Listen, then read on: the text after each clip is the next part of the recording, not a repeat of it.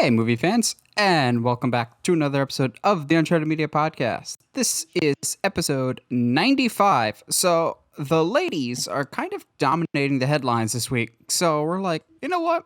Let's give the ladies their proper due. And so, this week, we're counting down our favorite or the best movie heroines of all time. Like, we can lump the men and the women together, but there's so many great characters on either side that we're like, let's split that up. Well, the guys will get their turn at some point, but this week we're doing the best female heroes of all time in movies. So the caveat is they have to be either the main character or like a co-lead.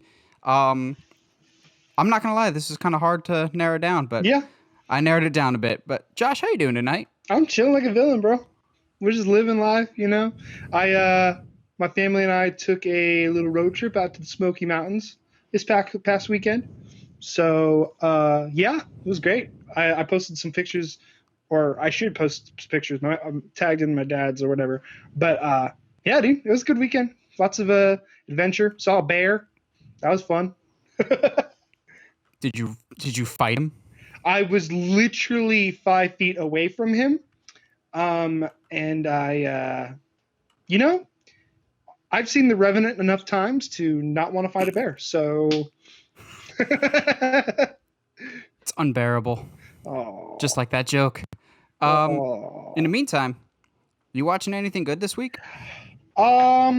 Randomly, I watched Homefront for the first time. I don't know if you've ever heard of that movie. It sounds familiar, at It least. stars James Franco and Jason Statham. That sounds like such an odd pairing.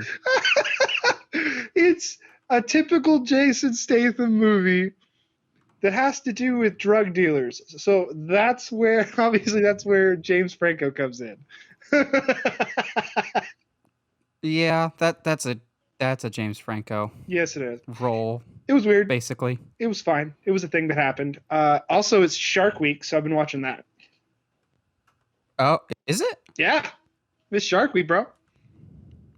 I mean, I've never particularly cared about Shark Week, but Same. I know some people, their like calendars revolve around it. I just like it was something to watch, and I've been having a itch for nature documentaries and stuff like that. So, but yeah, how are you doing this week, bro? Not too bad. Heather and I, like I said last week, we're about halfway through Haunting of Hill House. I'm really, really excited because the next episode we're watching is Two Storms, which is the one where like the camera just basically stays on the crew the entire time. There's like no cuts or anything for the first there's like 5 cuts in the first 50 minutes of the episode. It's wonderful. It's a technical masterpiece. Rewatched Dora this past weekend. Still supremely underappreciated and way better than it has any right to be. I saw that was on the Vudu now, and I'm totally gonna go watch Sonic and Dora tonight. Yes, Sonic I'm going to watch sometime this week because there's a whole bunch of 4K movies on sale, which that's a topic that I might save for next week. But let's just say I'm not too happy right now with Disney and their choice with 4K movies. Disney in general right now is making a lot of stupid choices, but we'll talk about that in a second. Besides Haunting of Hill House, I bought the Jaws 4K. And my opinion has not changed since the first time I watched it in high school. I appreciate the technical marvel that is Jaws, and I appreciate how hard it was to film. That movie's so boring. Yeah, It I'm is with you. so dull. Also, like, there's the classic Jaws theme of the dun-dun-dun-dun. Besides that, the music does not fit, like, at all. They're, like, chasing down the shark, and it's this wacky, whimsical, fun music. I'm going, you do realize it. Kid got eaten, like several kids got eaten.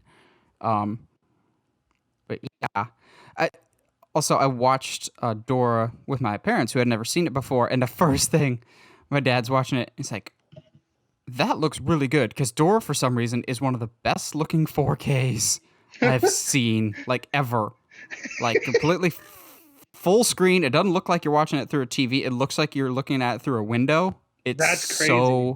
It's so crystal clear. It is scary. To which there's many jokes about going, Dora is the one that gets the really high class 4K treatment.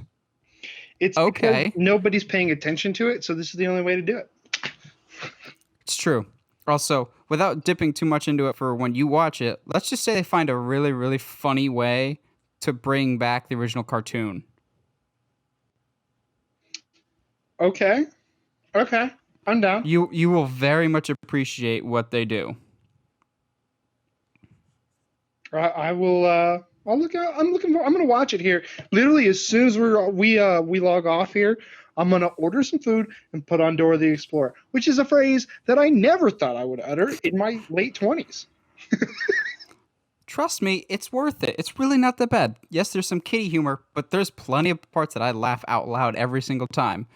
Right now, people that are laughing out loud are anybody that were expecting to see Mulan this year. So, I'm not saying I'm surprised by this at all. I'm Yeah. just disappointed. So, I remember a few months ago on this show, I ranted and raved in probably one of my biggest rants I've ever had on this channel. When it was announced that Bob Chapek would take over as Disney CEO, I knew that the day he was signed on to be CEO, that stuff like this would happen. So what we're talking about is Mulan, one of the most anticipated movies of the year. Josh and I know you and I have been super excited for this movie. It is no longer coming to theaters. It is coming to Disney Plus, but you're going to have to pay extra for it. And I mean a lot extra. You're going to have to pay $30 for Mulan. Now, granted, it's not a rental. You keep it forever. But you have to already be a Disney Plus subscriber. So technically, to see the movie, it costs $37. And I'm going, this is probably single-handedly the dumbest decision you could have made with this movie. Because I've checked different social media accounts, and almost everybody that's reporting the news has a poll up of, are you going to pay for this movie? And it's anywhere between 80 to 90% of people going, no, are you nuts? Now, Disney and Bob Chapek have said, this was just a test. This is not going to be a permanent thing. BS. You are trying to nickel and dime people, and you're going to see if you can get away with this. And if people buy it, you're going to be like, well, it worked. And so they'll do the same thing with Black Widow and Eternals. This is the single stupidest choice. I do not understand the rationale. I kind of get something in a little bit, but I'll talk about why Disney might be smart to test this, but they're going about it the wrong way. But Josh, you see that Mulan, one of our most anticipated movies of the year, is available on Disney Plus in September for $30. What's your gut reaction to that? I can't. I don't even go to the theater and pay $30. I don't buy it on DVD for $30. Like that's that's a lot. I get paying. I get like charging. I understand because you do have to make your money back, especially on a movie like Mulan, which is a high budget, so you do have to make your money back. But at the same time, $30, bro. Do you want people to see this movie? I guess not, because this $30. I'm paying $30.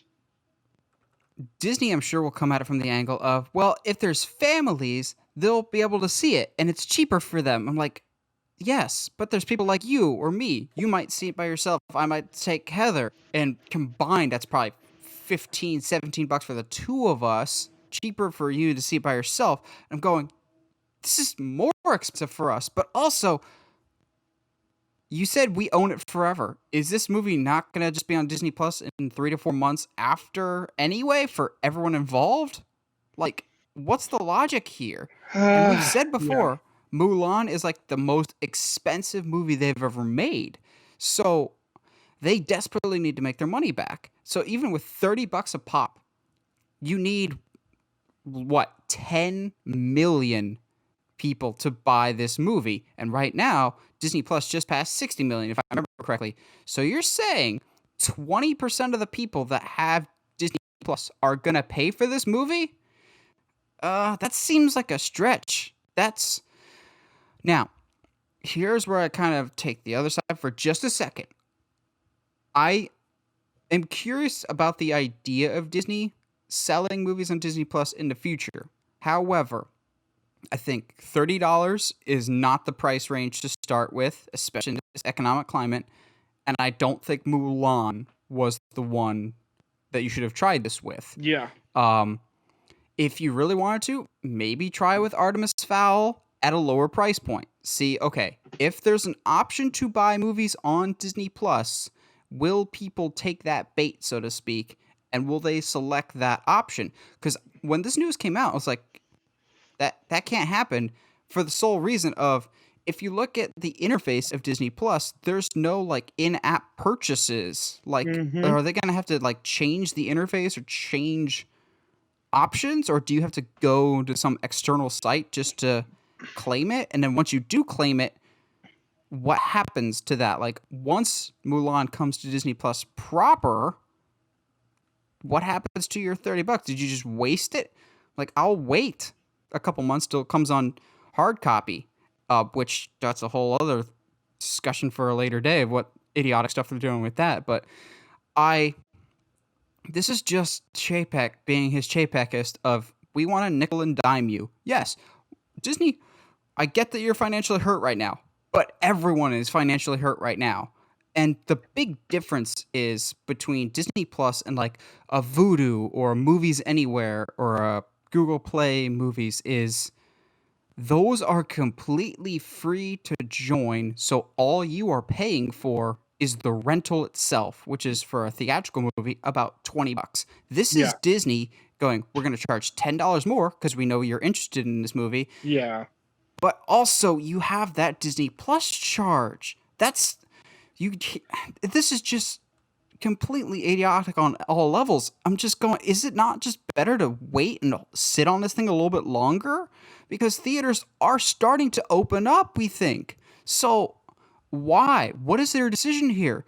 Like, it has been proven you don't make as much money with on demand as you do in theaters. So I genuinely do not understand this decision. It makes no sense to me. Chapek, you like money and you want this to be the future. I get that. But this is not going to bring you revenue. This is going to blow up in their face big time because as much as I want to see Mulan, I desperately want to see it. It's one of my most anticipated ones. I'm not paying $30. No, not at all. Because it's at the end of the day, man. It's like we said, it's $30. I really want to see it, but the fact of the matter is, Chapek's basically like, hey, so we know you can only see Mulan here on Disney Plus, but we're gonna make you pay $30 for it, even though the average movie ticket is $20. If you go on a special day, you could probably pay only $5. But whatever, man. We're gonna charge you $30 because it doesn't make sense to me. Even video on demand, like I've seen, what was it when even Endgame. When Endgame came out, and I'd have to look to confirm this, but when Endgame came out on demand, on video on demand, like months after, it was still only maybe $15, and that's Endgame. Like that's one of the biggest movies of the year, of the decade. Like, bro, like you're gonna sit here and say that as much as I really want Mulan to be good, you're gonna say that this movie is worth $30? Yeah, it doesn't make sense. For a movie that none of us have actually seen, it could be an Artemis Fowl situation of we are putting on Disney Plus because we don't have faith in it in a theatrical reason. I don't think that's the case. But this is the stupidest thing. And also, this piggybacks us perfectly into our next topic, which is if we think Disney's greedy now, wait a couple of years, because there's a chance for Disney to be even greedier. And I don't see nearly enough people talking about this, and that concerns me a lot. So, for those that don't know, there was a law called the Paramount Consent Decrees. And they've been in the movie business for a very, very long time. So basically, these rules were in place so that movie studios could not monopolize the movie theater industry. There's a lot of different facets to it. But one of the major ones was under these decrees, movie studios could not own movie theater chains. So, like, Disney couldn't up and buy AMC, or Universal couldn't buy Regal. However, those were just repealed and are no longer in effect. And I talked last week about there's a dam between streaming and the theatrical experience, and Universal and AMC just took a pickaxe. Well, taking this law down just did a even bigger swing, I think, because, and people are going, so what if movie studios own movie theaters? Oh, no, no. If Disney owns, like I said, if Disney owns AMC, they could be like, okay, regular price ticket to see the new Marvel movie. But if you want to see the new Fast and Furious movie, you're going to have to pay $3 or $4 extra, or may not even be able to see the movie at all. Yeah. Which could lead to completely skewed ticket prices, or movies not even being shown in your area. So say you only have Regals near you. In the future, those Regals could be owned by Universal. So you can only see Universal movies if that theater is the only one near you. Tell me that's not just the worst idea possible. Yeah.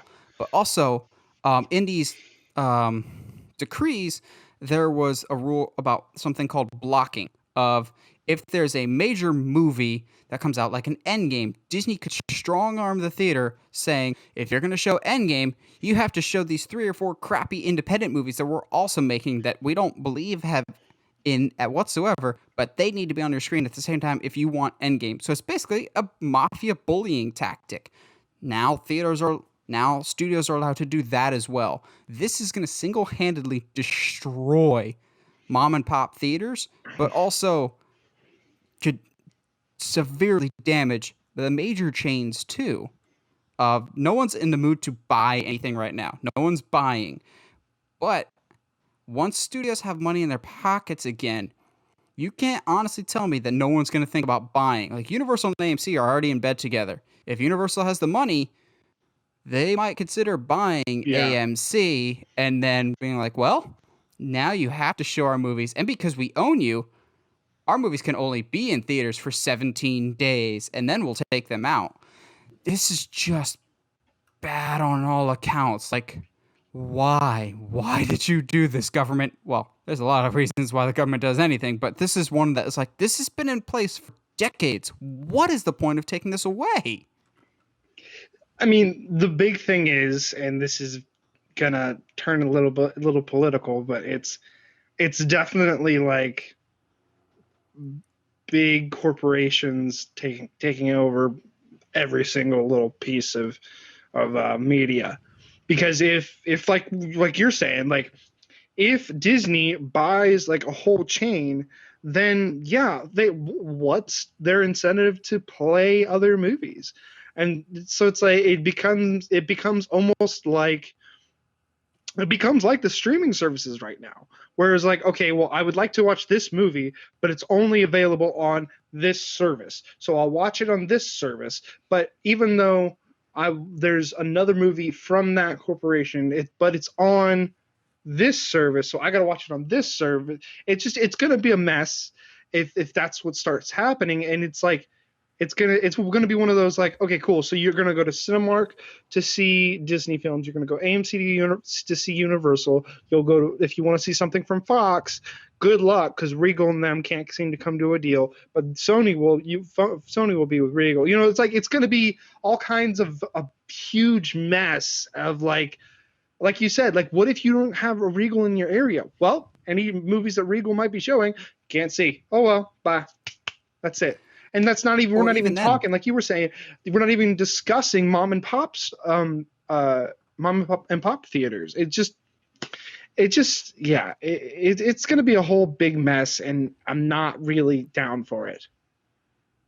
Yeah, like, so even from a movie studio perspective, this is a bad idea, because say you are not one of the heavy hitters like a Universal, what if you're like a A24 or a Blumhouse, which churns out pretty successful movies, but you don't have the elbow power or the muscle to kind of move other people out of the way. You could go to like a Regal or an AMC and be like, hey, can we show our movie here? And they'd be like, sorry, we're booked up with our own movies, but thanks for playing. Just that's going to destroy those studios, and it's basically going to create the monopoly that these decrees were put in place to prevent in the first place. I don't understand this decision. It's just like, you just decided this. There was nothing broken with the system as it stands. You just continue to hammer away at that dam that we talked about. The Disney Plus thing, I think, was a huge swing at that wall. This is another huge swing. It seems like everyone in the movie industry right now just wants to get over movie theaters and get to digital and online as quick as possible. And it's pissing a lot of people off, myself included. Like, why? This 2020 has not been kind in general, but it has been especially brutal to movie theaters. And why we keep piling on? It just, I don't understand this decision at all in the slightest. It's because corporations don't have enough money, and they're like, we need more money, and we don't like paying another company to show our movies. So it's just all kinds of stupid, dude. I don't get it. I don't really want to deal with it. It's all AMC's fault. Yeah, basically. But let's talk about something that I'm both not necessarily surprised, but not necessarily against either, with Jared Leto being attached to the new Tron film.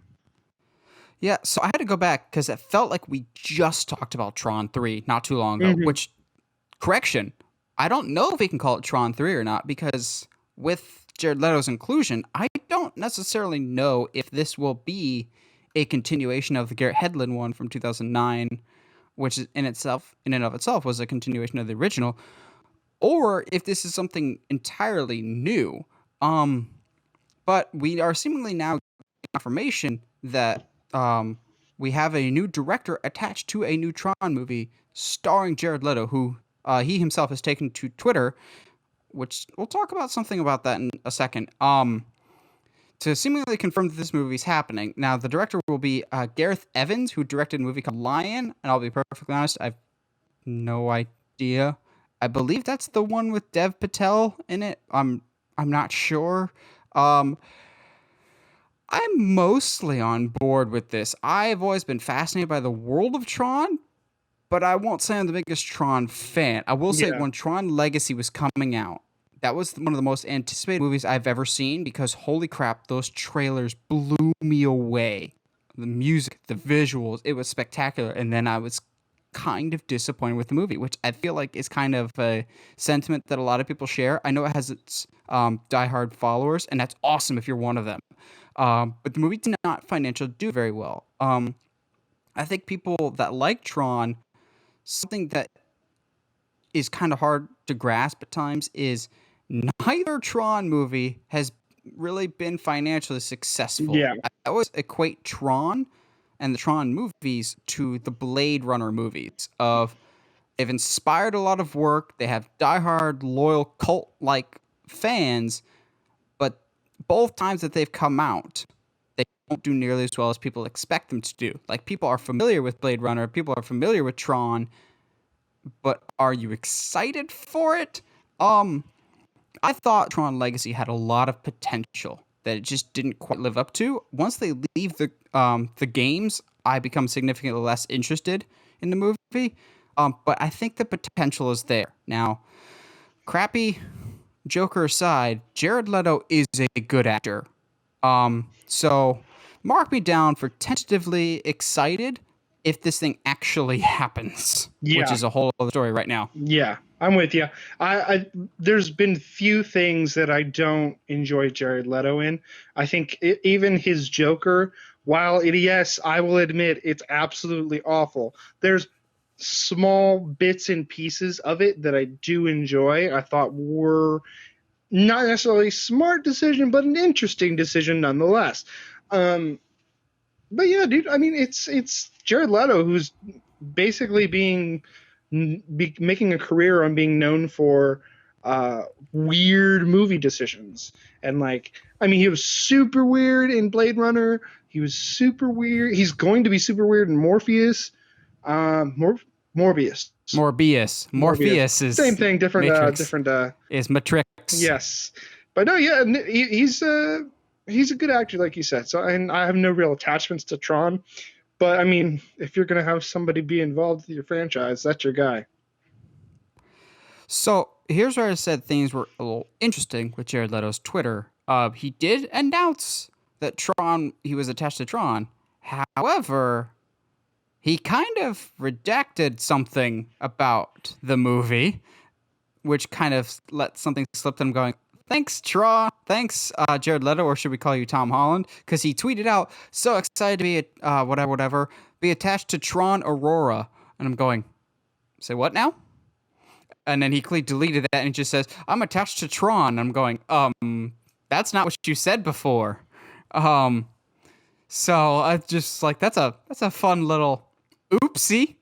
Because you don't normally hear about Jared Leto letting things slip. You hear about him being kind of a horrible person to his co-stars. But Yeah. but I'd be very curious if he does that for Tron or if Disney will put up with that. But I'm curious because I would very much like to relive or re-enter the world of Tron and give it another shake. And hopefully we get it right this time and be a little more fun and accessible to everyone else, because I like the idea of Tron, but I think it's very niche in that you have to kind of know the computer world to follow Tron. Yeah. Like, follow CPUs and programming. And it was very ahead of its time in that way, but also, like, it's not the most accessible movie for that exact same reason. Yeah. Like, it's visually stunning and the acting is pretty okay, but like, yeah, like you said, it feels very niche. But you know what? With technically the OG storyline being kind of wrapped up, kind of ish, there's an opportunity to kind of tell a new story or a different story with Tron, which is something you could easily do with Leto. I don't see why you wouldn't or couldn't do that. So I mean, to each his own, Yeah, I do kind of hope that this is its own thing and it isn't connected to those other ones, just because I think the world of Tron has a lot of interesting possibilities Mm-hmm. and kind of branch off from that. That's why I don't think this will be Tron 3. I think it'll exist in the world of Tron, but it won't necessarily be about Clue, Flynn. I think it was Quora was Olivia Wilde's character. I don't think it'll necessarily follow those characters. Also, please no CGI Jeff Bridges this time around, because that's Uncanny Valley wackiness right there. It just doesn't work. But put me down for tentatively excited because, again, we don't really know if it's happening or not. At this point, they could say that, but they've been in development on a Tron movie forever. So we'll see if that actually comes to pass or not. Another bit of Disney news on the complete other end of the spectrum is Marvel-related news, specifically Captain Marvel. So neither Josh or I were particularly the biggest fans of Captain Marvel 2. However, this most recent news, I won't say it gets me more excited, but it kind of does. And that is that Nia DaCosta, the upcoming director of the Candyman reboot, I don't really know what to classify the Candyman movie. She will be directing the new Captain Marvel, whatever that Captain Marvel ends up being. Now, I have not seen the new Candyman. I'm hearing pretty good things about it, if it ever comes out, if anything ever comes out this year. Yeah. Other than Candyman, I don't know a whole lot about her filmography. However, I'm really excited about this from the perspective of she's yet another horror director that Hollywood seemingly tapped to helm a big blockbuster franchise. Now, I really have liked this trend, even though for some reason society at large still thinks of horror as the redheaded stepchild. It sure does seem to cast a lot of its talent a lot for other projects. It's almost like it takes talent and hard work to do horror movies, but wow, never would have guessed. I'll go into more about why I think that they've went with her and why horror directors are constantly being picked for these big budget movies in a little bit. But Josh, You hear the director of Candyman is helming the new Captain Marvel movie. Make you more excited, less excited? What are you thinking? Yeah, sure. Okay. I was never a fan really of the original Candyman, but and like the trailer for this new one looks good. Looks like there was one solid vision and that's it. Uh, So expound upon that, what? because I feel like we've talked about this, but the people at home don't know we've talked about this. Oh man, it's almost like computer crashes are a thing. Anyway,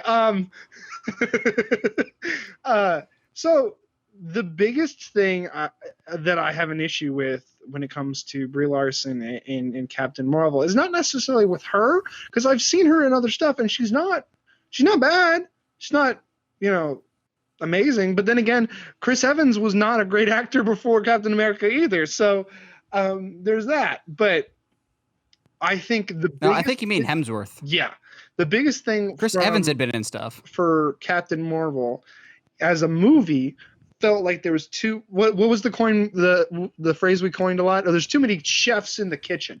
There's too many directors cooks in the kitchen, man. Too many cooks. Too many cooks. Nobody should go look that up, because it's one of the weirdest things on the face of the planet. I don't know. Don't hug me, I'm scared. This has to be up there too. Yeah, but anyway. No, that's a whole rabbit trail we could go down. Maybe that's an episode. Green is not a creative color. We should eventually do. I mean, it doesn't really matter, I guess. A discussion about YouTube videos that shaped us as people. Anyway. Ouch. They took my kidney. That shaped a lot of kids. It did. That and Llamas with Hats. Come to Candy Mountain, Charlie. Llamas with Hats, I quote still to this day. Anyway, Brie Larson in Captain Marvel. There's too many cooks. It never felt like there was a definitive, like, this is where the direction we're going. This is who you're supposed to be. One of the things I think I've said off screen to you was the big thing about Captain Marvel is like this before. If Brie Larson came to the producers and was like, okay, cool. So there's this character you want me to play that you've cast me to play. Can you tell me about her? What is she like? Blah, blah, blah. And then a bunch of producers went to the other room and yelled it to her. It's like it's a broken like game of telephone of telling her how to play a character.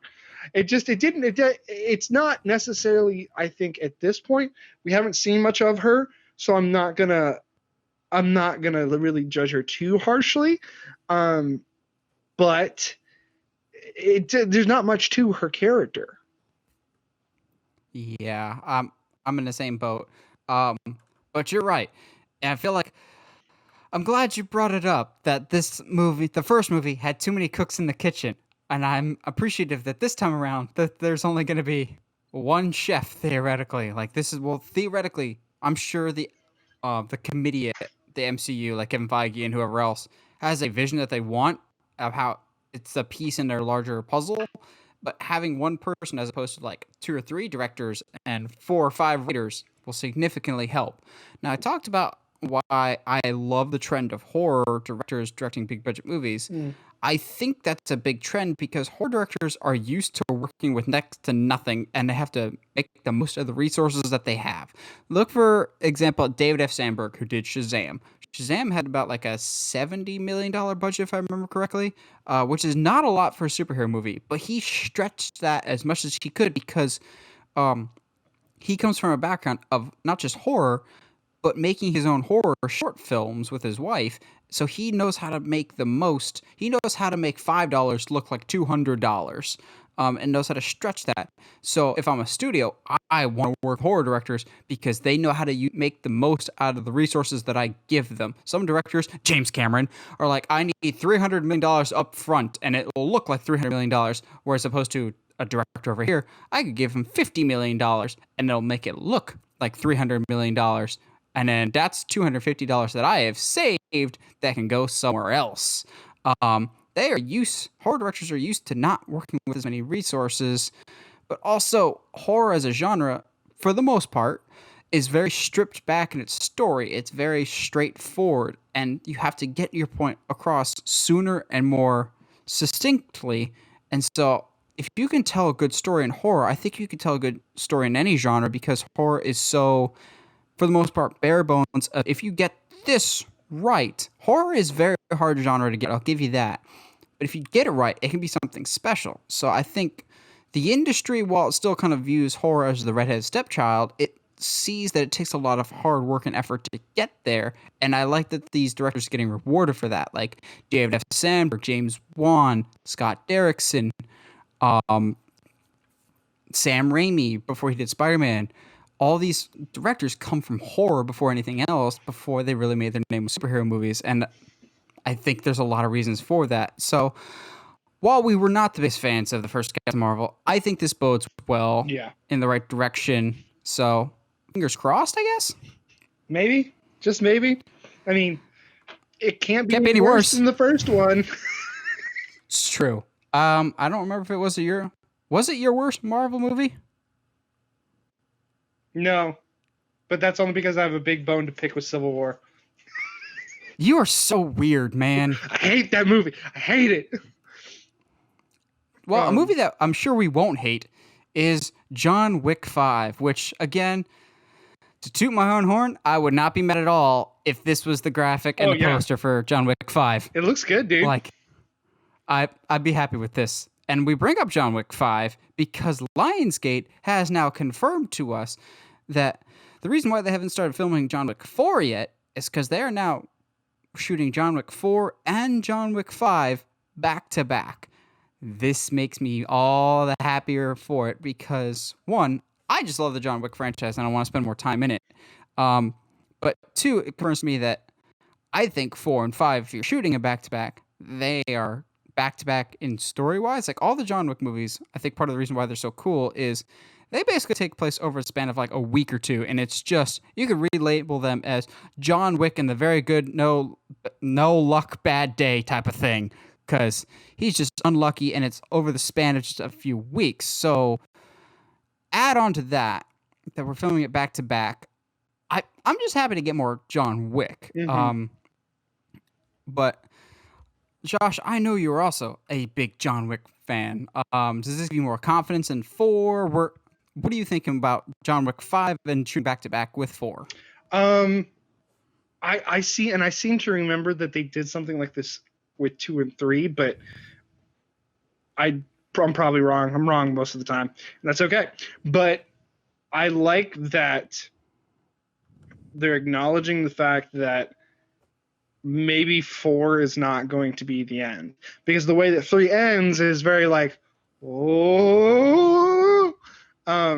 So we'll see what direction we go story wise. I just hope that because through 1, 2, and 3, they've continuously upped the ante and like brought it to another level. So I hope that they can continue to do that, because as funny to me as it would be, I don't want 5 to end up John Wick going to space to visit a friend of his who's played by Matt Damon. Wow, someone's thoughts have changed almost like you just changed your mind in a few minutes. But let's just say this episode has not gone off completely smoothly, but for you guys at home, it's been completely smooth.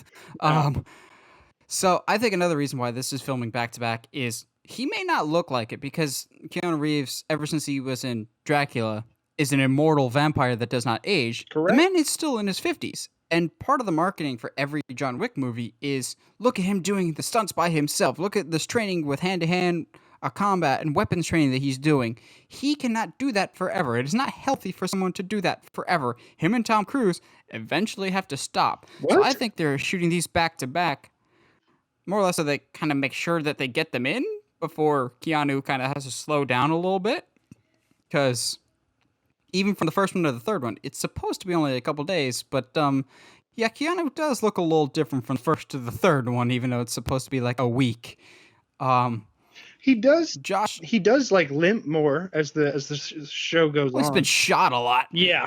Josh, Do you see 5 being the end, or do you see them making more from there? I need it to be the end. I mean, I would say that I think I would hope that Keanu, and he can come on the podcast and tell me differently if he'd like. And if he doesn't, I'm sure Alex Winter's available. Oh, somebody's available. You can like everyone's available right now. Putting stuff out in the universe and just being like, "Hey, if you would come on to our little podcast and talk about." If we ever had a Patreon, it would be to just get cameos. People doing that nowadays. Can we get a cameo of you talking about your movie that we can use on our podcast? Thanks. We would the first one we would do is cameo Nicolas Cage for Nicolas Cage month. Dude, I would, and that would never leave our intro. I would, instead of the rotating compass, it's a rotating Nicolas Cage head. Oh, it's like, but anyway, I need or get Nicolas Cage to hum our theme song. Oh my God! Stop! Don't make me happy like this. Don't bring these dreams. Because at the end of it, I need number 5 to be titled John Wick 5: The Wicker Man. You killed the dogs, not dogs. Oh no, not the dogs. Oh man. And we're getting so far. We're loopy, man. Nicolas Cage. We're quarantined. Nicolas Cage appears as a crazy like arms dealer. Good stuff. But yeah, I think 5. You joked about Matt Damon earlier. You joked about Matt Damon earlier, but I still would not be mad if Jason Bourne shows up in these movies at some point. That'd be cool. It'd be random, and it'd honestly make me have more questions than answers. But yeah, it'd be cool. I'm down. Treadstone was started by the Continental. Oof.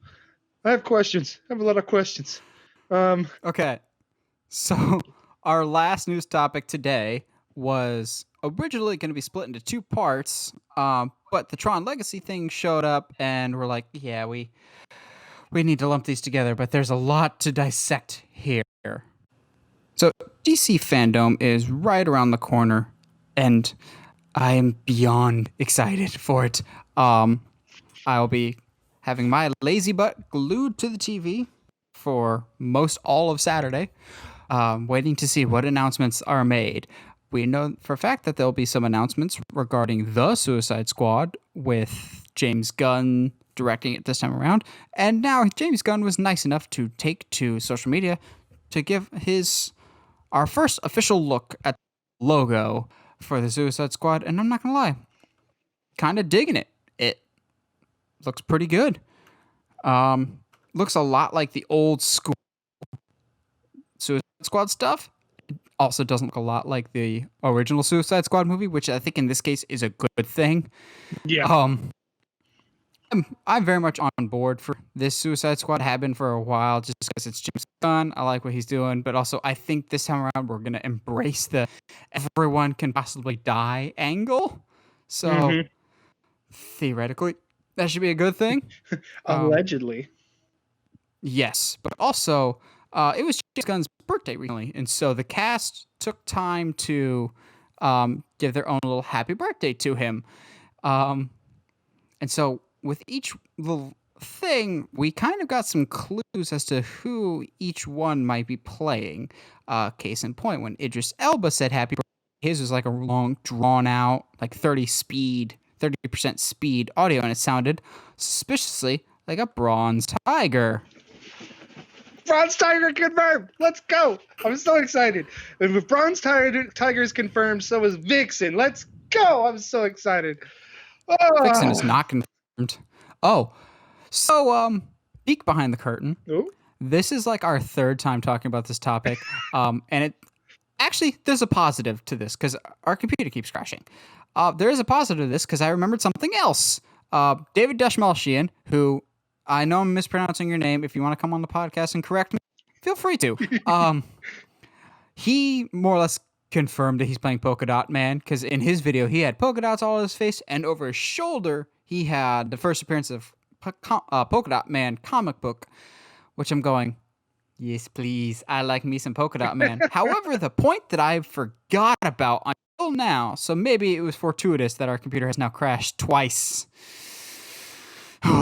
And that is that we may or may not have also got it confirmed who John Cena is playing. And Yeah. yes, you can in fact see him in this video. So in his happy birthday wish, he's kind of playing one of those old school, like, Josh, do you remember those like Jurassic Park shooters? Where like they had the big guns that you could shoot, or someone could play co-op next to you, type of thing. So he was doing that with two handguns, which seems suspiciously like Peacemaker, who is a very old school throwback character and seems perfect for a James Gunn type of movie. So I'm gonna go out and say John Cena is Peacemaker. Josh, what do you think about the logo? What do you think about this movie in general? I really dig the logo. Like you said, it's old school comics, which shows, Billy, Mr. James Gunn, been doing his homework. I almost said Billy Gunn there. Oh boy, he's a comic book man. He is. I can't say his other moniker. Anyway, he's a butt man. The butt man. But yeah, no, I'm down. Bronze Tiger, bring him in. Margot Robbie's back. Let's go. Polka Dot Man, let's go. It is confirmed that John is playing Peacemaker because it's on the IMDb. IMDb is not trustworthy I for confirmed know, information. But like the thing is, it's only him and Margot who have like character names under them. Huh. So Can you see that? Can you see that name tag? What? Can you see that name tag? I hate you. I don't hate you. I hate how long it took me to get that joke. Yeah, that is disappointing. Very sad. But no, I'm down, man. James did some really cool, fun, unique stuff with Guardians of the Galaxy. So I'm kind of expecting a lot of the same stuff here. It should be fun, man. Especially going into Fandome. I'm assuming that the movie is going to be coming out before the new game that they've announced for Suicide Squad. So, Rocksteady confirmed that they will be at Fandome with this Suicide Squad game. They're not working on a Batman game, much to our dismay, as much as we would have liked that. But Warner Bros. Montreal is working on a Batman game, and I'm not going to lie, I'm much more interested in that than the Suicide Squad game. However, the Suicide Squad game, judging by the teaser poster that we're getting from Rocksteady, it looks like it's either going to be Suicide Squad versus Superman versus Bizarro or against the entire Justice League. Any which of those three I'm completely fine with. Josh, you see this teaser picture for the Suicide Squad game. Are you interested? Are you more interested in the Arkham game? What are your general thoughts about the video game side of Fandome? It could be a lot of fun. There's a lot to be said, I think, that with what games are capable of today, could be a lot of fun. I do think they'll have to be careful not to make it seem too much like a Avengers game, even though the game looks like trash. But it's still a team game.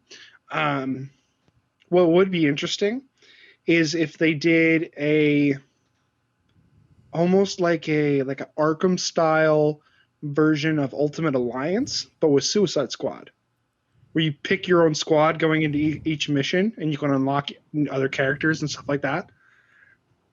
It could be fun. I'd be down. Yeah, that sounds pretty legit. But I'm with you on though. I'm definitely more excited or more wanting a new Arkham game. I am more of a single player gaming kind of guy anyway.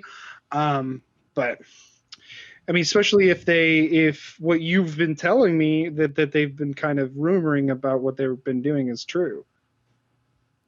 Yeah, so supposedly at least the Batman game from Warner Bros. Montreal will be about the Court of Owls and Talon versus the Bat family, which anything Court of Owls, yes, but also anything Bat family, because please, just let me free roam as this guy. Please, I'm desperate.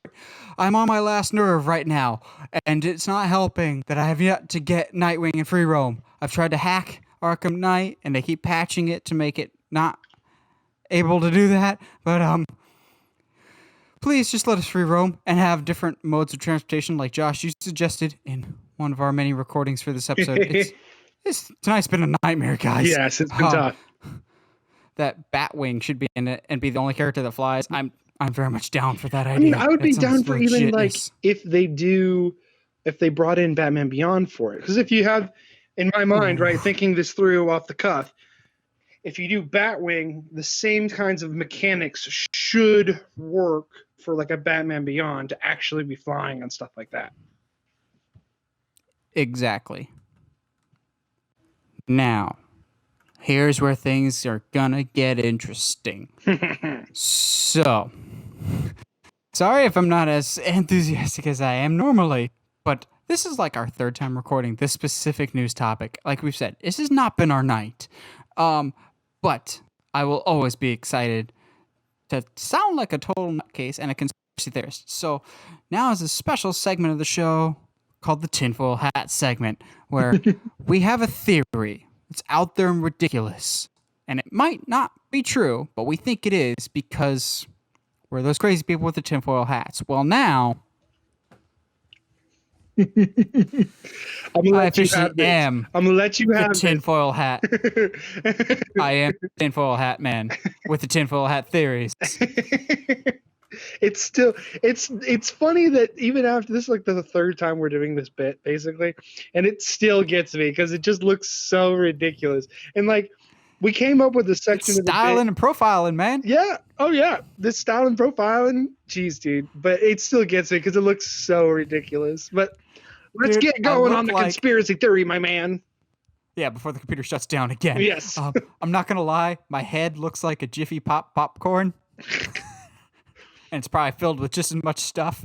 But before my computer crashes again, it's like, guys, listen to me. The government is after you. No, They're shutting down my computer. Warner Brothers is shutting down my computer because they know I have a scoop. If I was a clickbait YouTuber, that's basically what I'd be saying. But tinfoil hat time. That's why we break this out from here on out. So there's over 300 names announced for DC Fandome. One of the ones missing is Mr. Henry Cavill himself, Superman. Of all the many, many names, over 300 names are announced for DC Fandome. Henry Cavill, the heart and soul of the DC universe in my mind, is not there. The closest name is Henry Winkler. No Henry other than that. Henry Winkler, which I still find odd. Maybe he does a voice on Harley Quinn. But Wait, who? here's my tinfoil hat theory time. This is totally done on purpose. So I'm losing bits of my hat right now. But go with me here. The first teaser trailer that we got for DC Fandome, it was like a 30. I'm just so excited to talk about this, guys. 30-second spot showing like a CGI arena kind of, just kind of showing what the layout of DC Fandome will probably look like over the tune of the original John Williams Superman theme. They could have picked any music they wanted. They could have used just regular stock music. No, they used Superman because they know Superman is the glue that holds the DC universe together. That's why in the DC logos at the front of all DC movies now, he's in the middle. He's the heart and soul of it, and Henry Cavill is the heart and soul of the DCEU. I think they've purposely kept him off the guest list as a surprise Royal Rumble-esque return. I think he's coming back for sure. I think by the end of this month, I can proudly stand on my podium saying, I have called this. I have stood true in my belief and been rewarded for being a good and faithful servant to the cause that is Henry Cavill. So there's been rumors floating around for a while that he's coming back. I think at Fandom, he will either be officially announced to be coming back for someone else's movie, like Shazam 2, or what I will propose and firmly believe, he'll be announced to be coming back for a new Superman movie, whether that's a completely rebooted Superman with him still being in the role or Man of Steel 2. I think he has to be announced and is going to be announced for Man of Steel 2 or some form of Superman movie. I think he's one of the big surprises because, like we've said, there is not one but two surprise announcements for DC Fandom that we know for a fact, surprise projects. I think that's one of them. I think the other one might be Batman Beyond, but that's not my full-on tinfoil hat. My tinfoil hat is Henry Cavill is coming back as Superman at Fandome. There's a lot of evidence to back me up on this one. I think that when he was building his PC a few weeks ago, he's in Superman shape. He's jacked beyond belief right now. And there's been too much where there's smoke, there's fire lately with Henry Cavill when it comes to Superman stuff. Of talks of him coming back, talks of him not coming back. There's just been a lot of Henry Cavill talk, and I think there's too much talk for there not to be any form of proof there. Yeah. No, I can agree.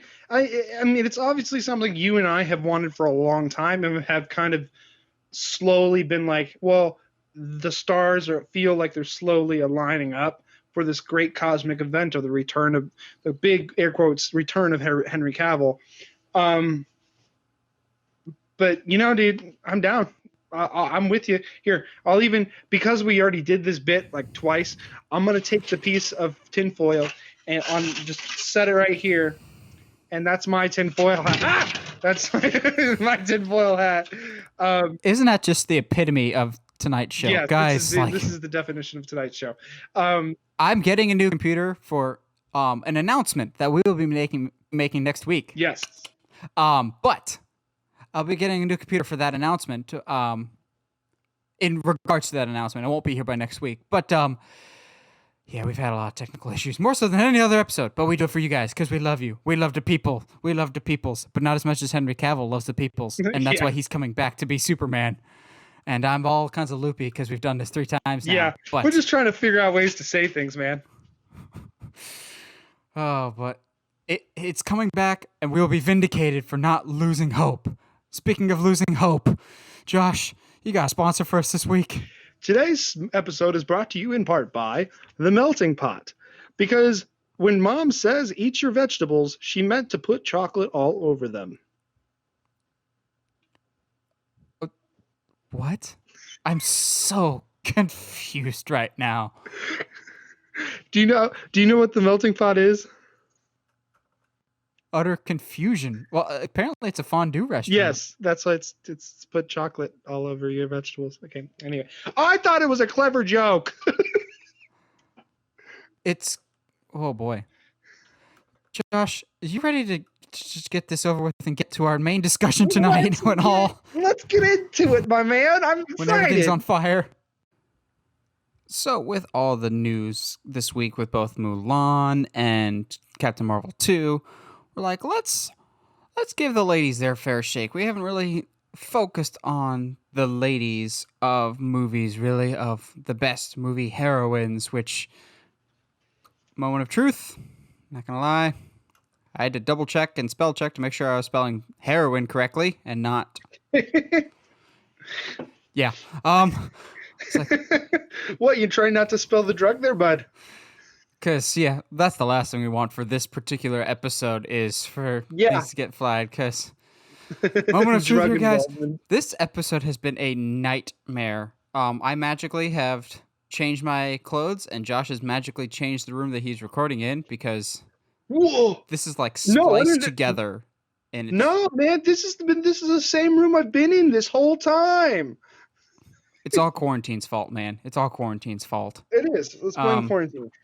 But this week, we're talking about our all-time favorite or / the best movie heroines of all time. Now, there has to be a caveat to this of the characters have to be either the main characters or co-leads in their movie. So not specifically like side characters, but they have to be the focal point of the movies that they are in. Now, before we get to our main list, I have 2 honorable mentions that just barely squeaked off my list and just missed the cut.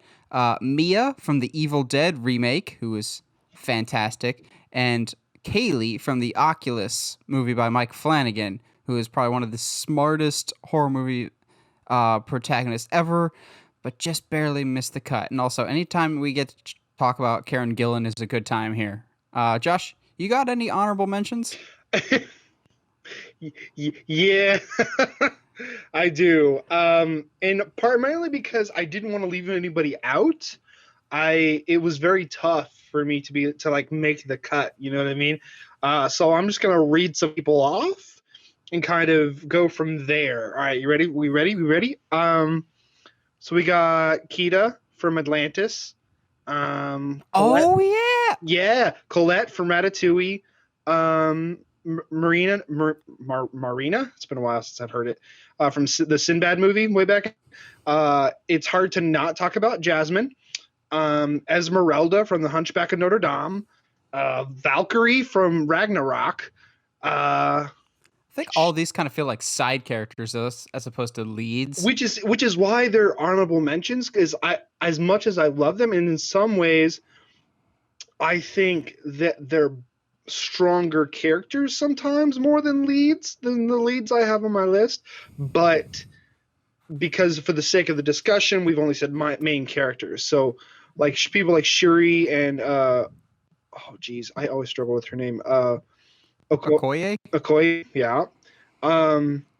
We gotta get X-23 in on this, and then literally any character played by Michelle Rodriguez.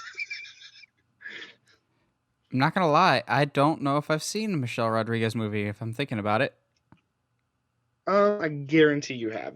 I guarantee. I know who she is. I'm just trying to think. Like, Here, well, I'm gonna haven't live seen any of the Google this Fast and for you, Furious. just so I can. All right. Because here's the thing, bud. I'm just surprised. I'd be very surprised. Let's name some stuff off. All right. Come on, IMDb. All right. Fast and Furious, like all of them. Avatar, Resident Evil, Oh yeah. Machete, Battle of Nope. Los Angeles, Blue Crush, Nope. Turbo, Nope. Nope. The Lost Village. Look at that. What? I mean, okay, so I mainly know her from the Fast and Furious series, but she is known for strong characters. Yeah, she's basically who everyone wants if they ever did a live action Atlantis movie. Yes. Absolutely. To be the mechanic. Yeah. Oh, dude, I'm super down for that. Are you kidding me? But yeah, so any of those are honorable mentions, and like I said, the only reason they didn't make it is because of the parameters we put on our lists, that they have to be main or co-main. Yes. Now, I'll start us off. Spoiler alert, this is not going to surprise anybody, especially not Josh. There's a lot of horror people on my list today, but I tried to divvy it up. It can't all 10 be horror, so most of them are horror. About half of them are horror, but I think that's because horror, for the most part, excels with its female characters and almost has from the very beginning. Yeah. So my first one, my number 10, is a horror character that I feel like we really, really need to just give more credit to the movie in general, and that's Maddie from Netflix's Hush. Ooh, good call. Love Hush. And what I love about Maddie is you don't actually hear her talk until almost halfway through the movie, because as a character, she is deaf. So as the movie progresses, we hear her speak almost internally, but it's a character that's almost entirely defined by her facial expressions and her movements, but you still get all the emotion from the character. But not only that, she's incredibly smart. Yes, Hush does not have a high body count. I think it's just 3 if we're including the killer himself. I think it's the friend, her boyfriend, and then the killer at the end. Spoiler alert. I think that's it. Isn't there a cop? No, yeah, you're right. No, you're right. There's only 3 people that die in Hush. Yeah. But the sense of tension that's built up just because we so quickly latch onto this character, but also I think it's cool that before A Quiet Place made it cool, we have a deaf character that's seen as completely competent, but what we might perceive as something that makes them different is actually their greatest strength, because the killer in the movie more or less thinks that her deafness is a disadvantage, but it's actually the thing that more or less saves her in the end. But she's an incredibly smart character, outthinks the killer on multiple occasions. Any chance I get to talk about Hush, I will, because I just love Kate Siegel's performance, but I just think Maddie is a fantastic character in Hush. And that's saying something in a genre with horror that, like, all the female characters, most of them, are the main characters, so you really have to be special to stand out, and I think Maddie really, really does. Yeah, I would completely agree with that. Hush is hard to ignore. I'm going to lead off the charge with I mean, technically she's not the main, but she's technically the co-main, but we all know that Mad Max Fury Road is about Furiosa. Yep. It is her story, and I mean, I love Max, but I love me some Furiosa, man. She's badass, she's cool, she's like smart, she's tough, like everything you need in a like good action movie heroine. And she's just, but like at the same time, like at her core, she's a good person, and at her core, she cares for the lives of others. Yep. Let's just say this won't be the last time we talk about her. That's why I'm staying quiet on this. Yeah. What's your number 9? I have got Moana next. Really? Yes, I genuinely enjoy Moana. I think, and to be clear here, I didn't put these in really any order, as far as like, you know, top tier or whatever. Yeah, my number 1 is in order, but everything else is up for interpretation. Yeah, that's basically what I did too. But like Moana, we got you. A, you got to give animation some love. B, you gotta like. It's hard to not root for Moana, not necessarily because it's like, oh, she's fighting against her family's traditions, but like she's I know it's a Disney staple, but she's a character that knows what she wants. She's chasing that dream and does everything she can to get that dream, and to chase that dream. And I think at the end of the day, one of my favorite things about the movie, let alone Moana, is that there is no love interest, and that she's strong. It's very clear she's strong on her own. She doesn't really need anybody else. Anybody else that's involved in the story is just good, like mayo on the bread. That was probably the whitest thing I could ever say. But yeah. You put mayo on bread? Bro, come on. No, mayo's nasty. Oh, also, you're missing out, my dude. I'll back you up in the sense of like Moana is fantastic. It took me a while to see it. Primarily just because from the trailers and everything, it didn't look that good to me. Why didn't people just tell me right off the bat, hey, this is by the same guy that did Treasure Planet? Boom, I'm there in a heartbeat. Just open with that next time, Disney. But you are still embarrassed about what you did to Treasure Planet, that you don't talk about it enough, because that's your fault that it flopped, Disney. But enough of that side tangent. I agree. Mulan is definitely one of the standout Disney characters, and How Far I'll Go leaves Let It Go in the dust. I wish we would stop. Let It Go, I don't understand how that caught on so much, but How Far I'll Go, that's a Disney gem right there. That's a classic right there. No, absolutely.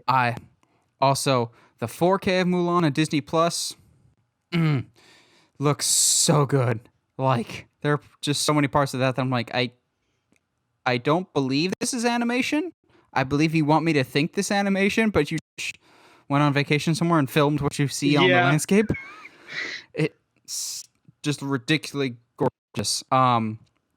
My number 9 is, shocker, another horror, but then we'll split it up after this, is another horror protagonist, and that is Scream's Sidney Prescott, the one consistent thing. Scream kind of fluctuates in quality. 1's great, it's the classic. 2 is not bad. 3 is trash. 4 is really not that bad. Even at their worst, the best thing about them is always Sidney Prescott, because she was kind of in that era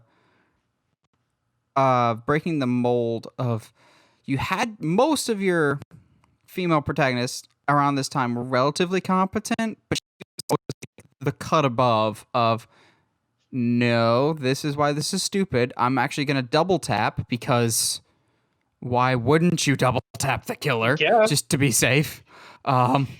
Just stuff that should be common sense. Sydney actually puts into practice. And also, I've been saying this forever about horror protagonists. It makes us care when you keep them alive multiple movies. I'm tired of the trope of, well, they survived one, we have to kill them off in the sequel. Halloween Resurrection. So I've always thought that was a great thing that they've kept Sydney alive. Now, let's see if they have the guts to kill her off in Scream 5. They don't. No, if anything, kill Courtney Cox, please. Yep. But that she's always been a cut above in the horror genre because she's not an idiot.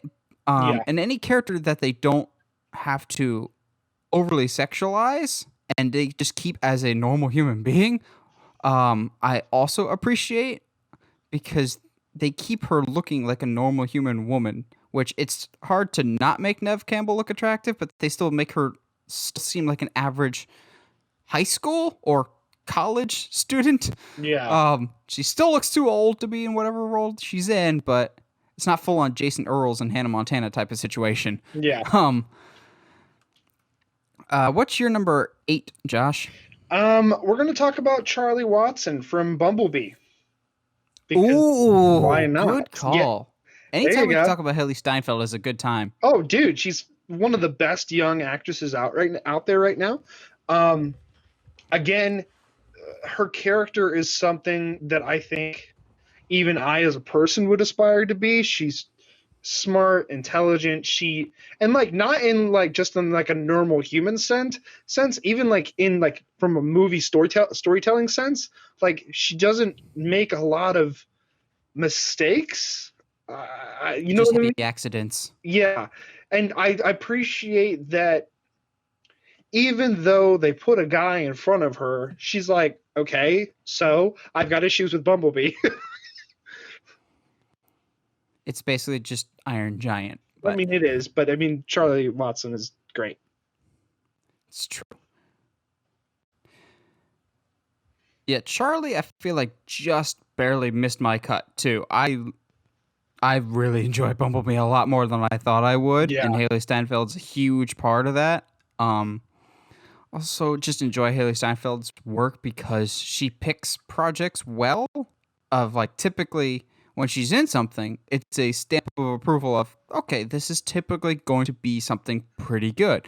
Aside from Pitch Perfect 3, which is more often than not, if she's in something, then that means you're in for a pretty good movie. Yeah, absolutely. Now, my number 8 is from an actress that has been around for a little bit, but I feel like is just about to break the bubble and become a really big name, due no small part to her most recent role in what I believe is the best movie of last year, Knives Out. And I'm talking about Ana de Armas's Marta Cabrera, who is one of the most pure-hearted and good-natured souls in probably one of the worst places to work. Yep. Of just horrible family that kind of is connected to her. Of her boss is great. Christopher Plummer looks ancient, but he's nice. It is kids. They're just miserable little brats, and you hate them. They're also super racist. Yeah. Jeez. But I love her character because, and they sum it up perfectly at the end of, she wins the game of Knives Out by not playing the game like everybody else. She plays it her way. She plays it the right way. And in the end, we find, spoiler alert, we find out she is not responsible for what happens to her, basically.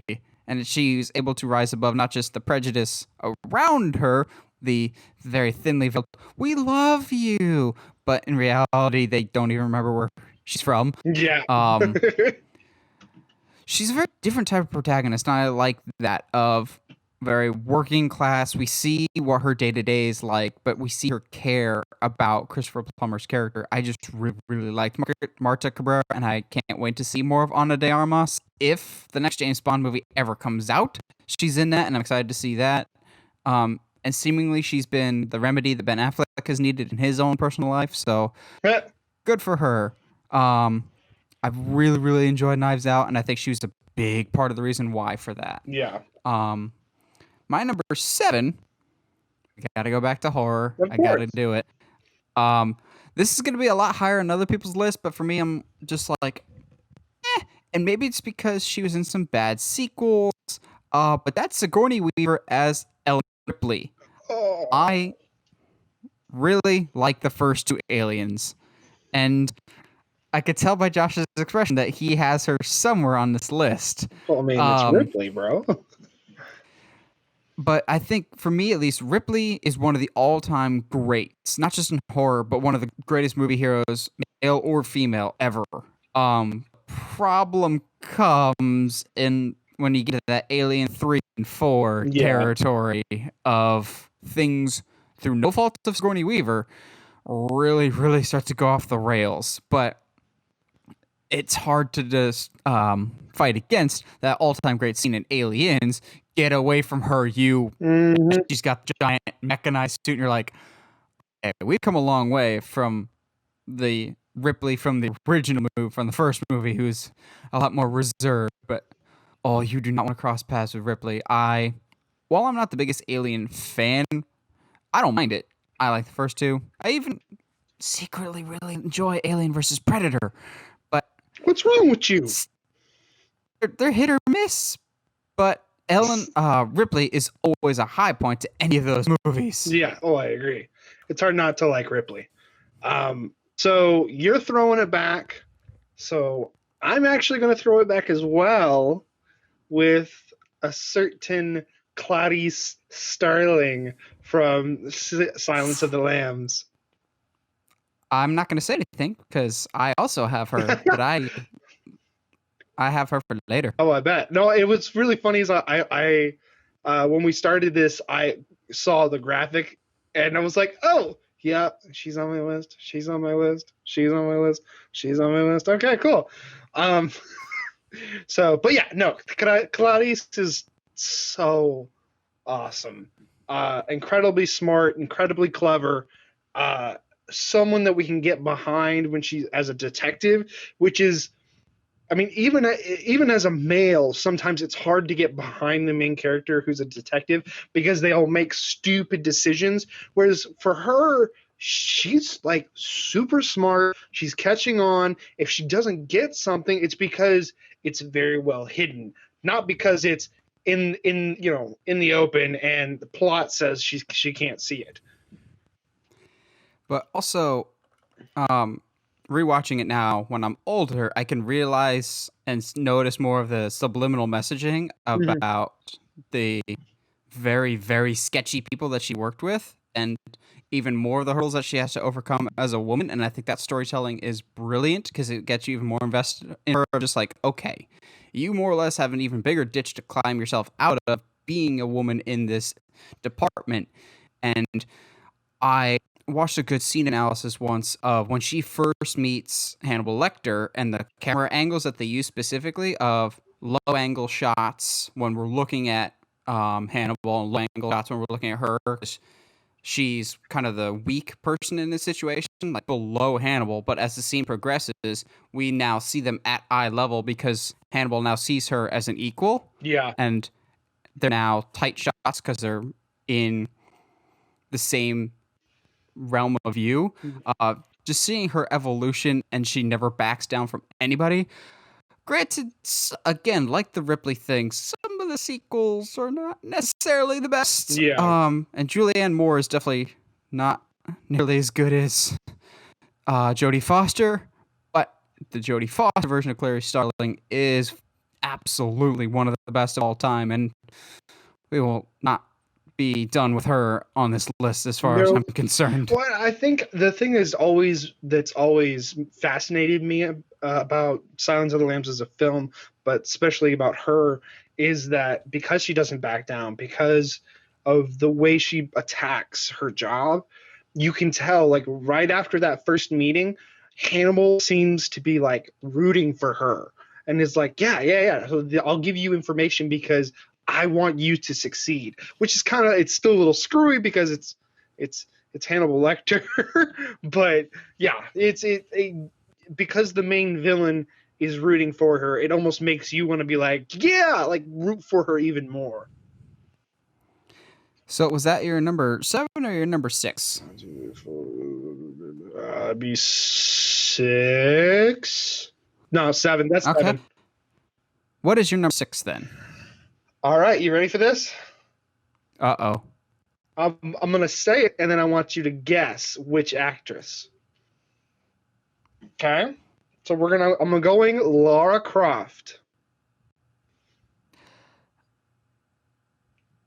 I mean, there's only two. Uh-huh. I'm going to say Angelina Jolie because I didn't think you liked the Alicia Vikander one that much. See, I don't, but I like her as Lara Croft better than Angelina. I also I think something that's important to talk about when we compare the two Tomb Raiders, because I actually almost put the Angelina Jolie version on this list. But I think something important that we need to discuss with comparing the Alicia Vikander and the Angelina Jolie is those are two different Tomb Raiders from two very different eras. Yes. They're trying to embody two different time periods in Lara Croft's development. Back in the day, Lara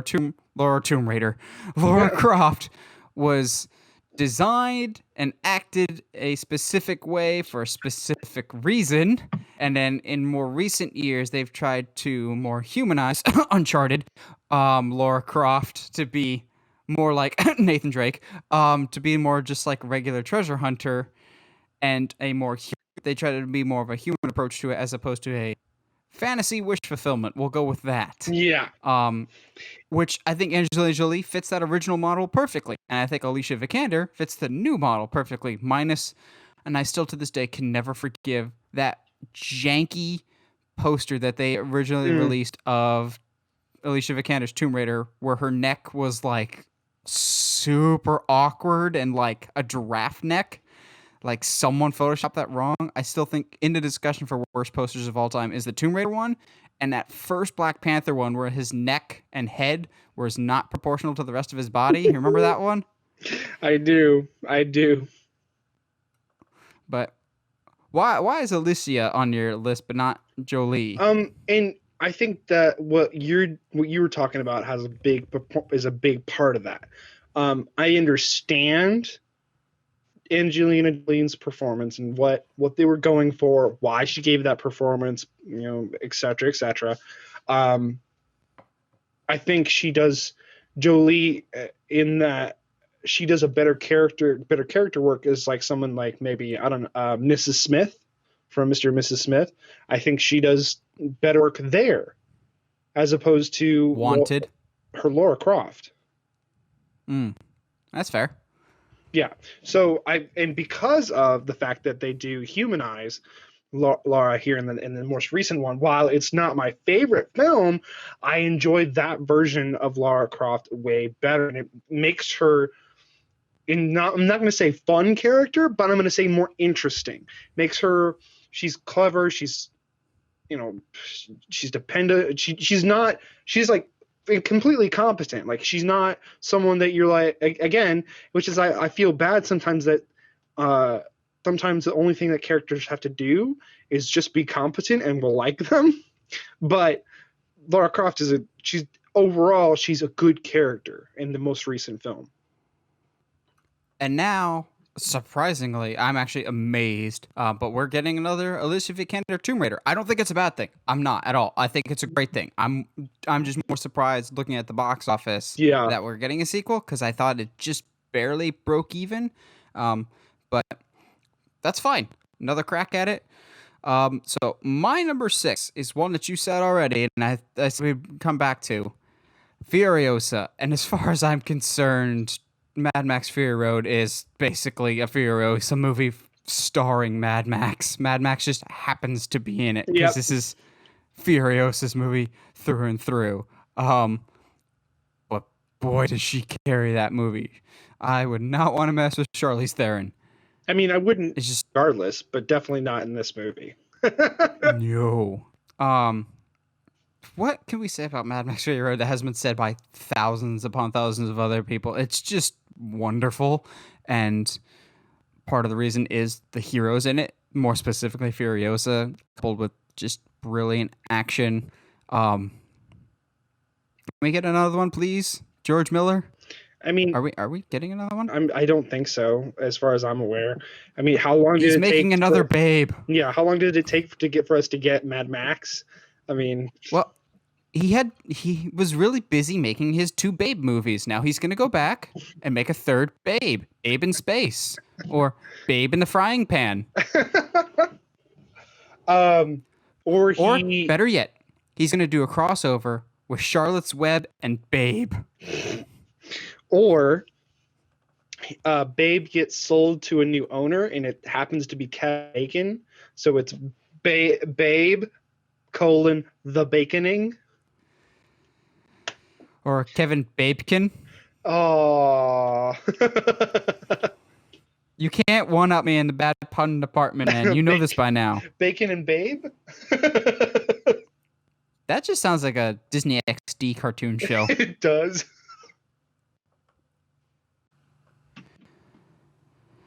So my number 5 is a kind of tricky one to talk about, at least for me, because, and here's where I might step on some toes, but I still stand by what I'm saying 100%. I think the character is fantastic and one of the greatest female heroes of all time. I don't think the performance is that great, though. I'm, of course, talking about Wonder Woman. Okay. I think the Wonder Woman character, how they did it in the movie, was fantastic. I think Wonder Woman's a fantastic film, but I still stand by my opinion. We could do a lot better than Gal Gadot. I still think she's very stiff and awkward, and this could just be my thoughts. I don't think if Patty Jenkins was the one in charge of casting for that original Wonder Woman, she would have cast Gal Gadot. I think that was a Zack Snyder choice. Mm-hmm. And I think Gal Gadot is fine, but she definitely would not have been my top choice. I think I'm curious to see, now that she's had more time to work with Patty Jenkins, if she's a little better in Wonder Woman 1984. And I'm not saying she was bad in the first Wonder Woman. I just think she's still relatively new to acting and still a little stiff and wooden at times. Mm-hmm. And I get that, like, the whole Wonder Woman thing is, like, she's got an exotic appeal, but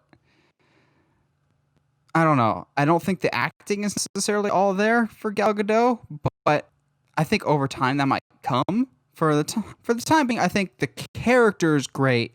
The performance could use a little bit of work, if that makes sense. Yeah. No, I'm with you. I can see that. It's why she's not on Wonder Woman's not on my list at all. While I love what they did with the character in the movie, there's something about Gal that I'm not, as far as character-wise, that I'm not really vibing with. So it is what it is. I mean, maybe, like you said, maybe she'll come back and she'll be better. I mean, who knows? There's all this time for improvement. So I don't think it's the case, but maybe I'm still hung up on. We talk about John Carter a lot on this show because we think it's very underappreciated, and shame on you for not seeing it in theaters. I still think the princess that was in John Carter would have been perfect for Wonder Woman, Lynn Collins. Her character in John Carter is basically just Wonder Woman. And I think, again, Gal's fine, but I don't know if she would have been my top pick just because I don't think she's quite there yet acting-wise. And I think a lot of people will just kind of give her a pass because she's Wonder Woman, and that's totally fine. If you think she's great as Wonder Woman, that's cool. A lot of people do think that. I totally respect that. I understand that I'm in the minority in that. But I think we could have gotten a better Wonder Woman, but I think the character is still pretty strong. Yeah. No, I'm with you. I'm with you completely. So what's your number 5? You brought somebody back. So it's my turn. Let's go full-fledged on Ripley, because I think that her performances in Alien and Aliens is strong enough to ignore the other two crap shows. First of all, I didn't know there was a 3 and 4 until about 5 years ago. Really? I still have not seen them because I love 1 and I really, really love 2, Aliens 2, to the point where I don't want that memory ruined, because that's like you said towards the end of Aliens, like that is peak Ripley, is as good as she's gonna get for me. I mean, you could probably go back and tell more stories, but not the stories they tell with 3 and 4. So, yeah, it's hard to go wrong with her. Fair. Can't really argue with that. Without saying too much, my number one knows a thing or two about crappy sequels, but I, for some reason, don't hold that against her. Yeah. And Josh already knows what my number one is, but we're not going to say that yet. Josh, what's your number 4? Since we've already talked about Ripley, that's fine. Here's one I don't think is on your list. I'm not too surprised. And what's weird is I'm not actually that big of a fan of the movie itself, but I'm a big fan of the character of Sarah Connor. Okay, I almost did. Yeah. But I think, for me at least, the latter movies kind of shift focus away from her when they really shouldn't have, because she's the best thing about all the Terminator movies. Agreed. Yes, Arnie's like the consistent, the cash cow, but come on. If you don't have Sarah Connor, your movie's not particularly as good. But you're right. Her evolution of where she starts to where she ends is a fantastic arc. Yes. And like I'm going to be specific here, and which I didn't do with Ripley, but I want to make sure that I say that her performance in T2 is like, that's the one where I was like, okay, she's one of my favorite heroines now. Like she's so cool, so badass, so smart, capable. Like she's just awesome, and it's hard to not get behind her. Fair enough. Now, for my number 4, I went with my top Disney character of all time. But it's always my weird nitpick of, do not call this person a princess. She's definitely a Disney heroine, Disney warrior, I guess. But I hate when people call Mulan a princess. Oh my God. She's not a princess at all. Even if she marries Shang, which she does in the second one, which for those that haven't seen it, don't, because Mulan 2 is trash. Mulan marries Shang, who is a general. There's no form of royalty there whatsoever. She's a great hero and a warrior, but no part of her is a princess. And it's just kind of you're kind of royalty because you're the main character of your own movie. That's not what a princess is. In all fairness, Pocahontas is more of a princess than Mulan is, but Disney doesn't want to have that conversation. Mulan, on the other hand, I hope he has seen it since, but we had a friend of ours, I won't say who because Josh knows who it is. We had a friend of ours visit us a few months ago, and we watched the trailer for Mulan. This was pre-COVID, people, don't worry. We were seeing the movie, and the trailer for the new Mulan comes out, and he goes, yeah, still haven't seen the original. We just stop and go, how have you not seen Mulan? Mm-hmm. Every child in America that grew up in the 90s and 2000s has seen Mulan, boy or girl. It's like the one movie that the boys and girls reach across the aisle and go, we both can claim this one. Mm-hmm. Of there's enough of the stuff that girls would like, but there's enough blood and carnage for us boys who like our violent tendencies. And also, Mulan has a very special place in my heart because before the podcast, before the YouTube channel, before anything else, I was a lowly freshman in college who needed to do a music video for his first video class. And guess who picked I'll Make a Man Out of You as the music video pick? Which, not my best work, but it's for a freshman who had never touched a camera before. It's not that bad. Yeah. But getting to the character of Mulan, the fact that she's willing to literally put her life on the line to protect her family and her father, and in the end ultimately becomes more competent than basically everyone around her, and gives Shang very confusing feelings until he understands at the end, which I've always loved those memes of, man, that new rookie looks really good today. What am I thinking? Am I gay? What is happening right now? Which, I'm not going to lie, Mulan has probably one of my favorite training montages, which it won't be the end of the world for me, but if new Mulan doesn't have that scene where she climbs the pole with the weights around her wrists, I might be a little mad just because I think that's such a cool moment of realizing that the thing that you think is weighing you down is actually what's helping you climb the pole even more so, which you don't get that symbolism as a kid. But Mulan is just so good.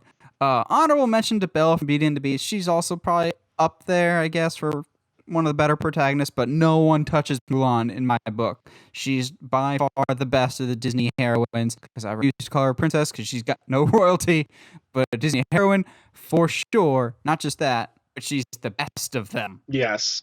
And which is why she's my number 3. So Perfect.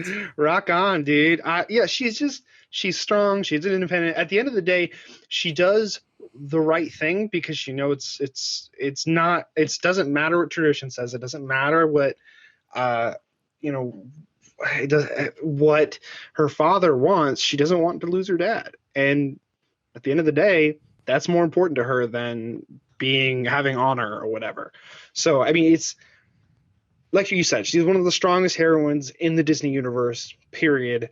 I know who you're talking about, and it actually really surprises me considering I know who it is, and he is half Asian, which almost feels a little racist to me, but still, like, it's just, like you said, it's one of the few Disney movies that, like, boys and girls can kind of reach across the aisle, and we all like it. We all want Shane to make a man out of us. We want to go to war for China. That's the cool thing. So yeah, man. Mulan. Dishonor on you. Dishonor on the cow. Oh man. So, you said your number 3 is Mulan. My number 3 is somebody that we did talk about earlier, but I wanted to bring up again because, oh man, she's still just the best, and is one of the only roles that has ever really given the horror community any form of credibility. Clarice Starling.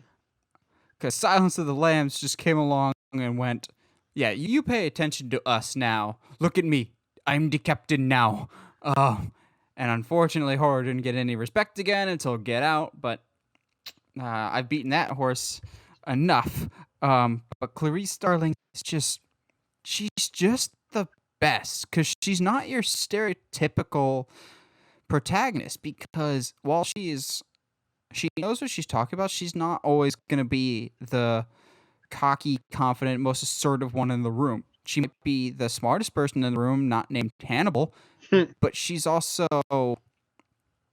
timid. She's not quite the self-assured person that she should be, even though she's leaps and bounds beyond everyone else in her class. And you see that without any form of dialogue or them calling attention to it. It's very evident that she's the best person in her class, but they don't want to acknowledge that she is because she's a woman. I always like the subtle storytelling that they tell with that of she's clearly the best, but she has this uneven playing field. And while that's not the main thing of the story, it's obviously trying to catch Buffalo Bill, who's... It still blows my mind that my first exposure to the actor Ted Levine that plays Buffalo Bill, I grew up watching him on Monk and going, wait, is that the guy from Monk? This is not okay. You did very weird things before you were in Monk. But Clarice is just the best. I like a good, smart, logically thinking protagonist that basically is like, okay, if you guys aren't doing it, I'll just do this myself. Yeah. And that's what Clarice does. And I still think one of the greatest editing tricks of all time is the end of Silence of the Lambs, when you think the SWAT teams come to Buffalo Bill's house and it's a fake out and they're at the wrong house and she's at Buffalo Bill's house. You're like, oh, that's some good editing right there. It's the legacy of the Hannibal series is kind of sketchy, but so long as we stick with the Jodie Foster Clarice Starling, she is one of, if not, well, in the discussion for best female protagonist of all time. Agreed.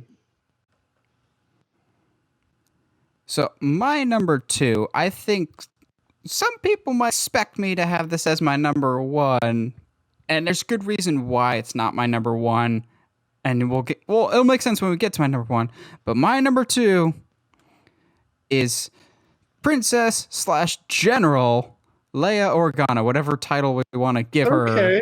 Okay. she is like the archetype for the female action star that does not follow whatever the boys are doing and has to keep the boys in line. What I love is Carrie Fisher just brings so much life to the role of Princess Leia, and it's just so much fun to watch. She's that character of you have to always include them in the discussion for the best Star Wars characters. You've got Luke, Han, but you also always have to include Leia.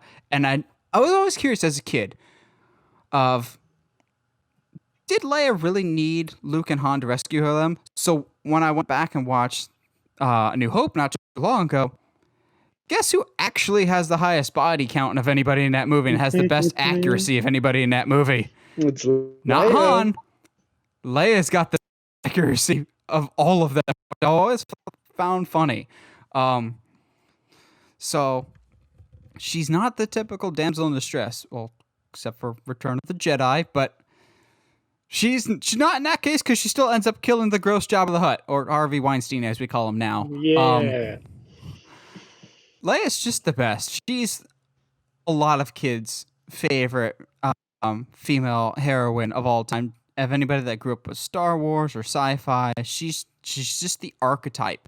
I like that they changed her character over time from being Princess Leia to, in the sequel trilogy, as much as those movies have issues, being General Leia to being the one in charge of everything else. Which, again, I go back to my Mulan nitpick. How is Princess Leia a princess?